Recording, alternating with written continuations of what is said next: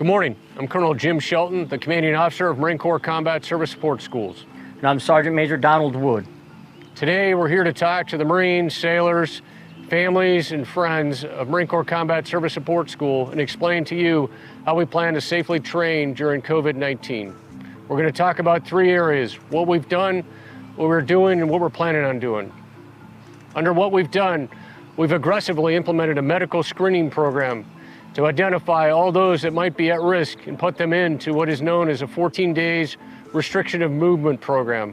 This will allow us to make sure that they don't intermingle with the population. We've also implemented aggressive teleworking amongst primarily our civilian workforce. We've enforced social distancing by reducing our formation sizes and reducing the sizes of our classroom, allowing that spacing to be available as necessary for that mitigation. So what are we doing? We're actually implementing distance learning, something that we have never done here aboard Camp Johnson. In order to enable that, we've had Wi-Fi enabled in the barracks. We've also working to have Wi-Fi enabled across the campus so that we can issue young Marines laptops so they continue their education in a distance environment. In order to protect the instructors, we've allocated space on base for the instructors who might have families that are at risk so that they can come here and occupy space and not place their families at risk. In areas where Marines may assemble, at the mess hall and the Mccs, we continue to enforce aggressive distance mitigation practices. We've increased our hand washing stations, lowered our populations in those areas, and by placing distancing markers so Marines understand that social distance. So what will we be doing next?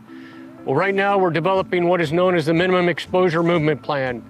The idea is to have from the yellow footprints all the way to the fleet, the Marines, your Marines that participate in the training and professionalism are minimally exposed to COVID-19. In other words, we're continuing to train in the best and safest manner that we can. And it's not just one thing that we rely on to accomplish that safe training environment.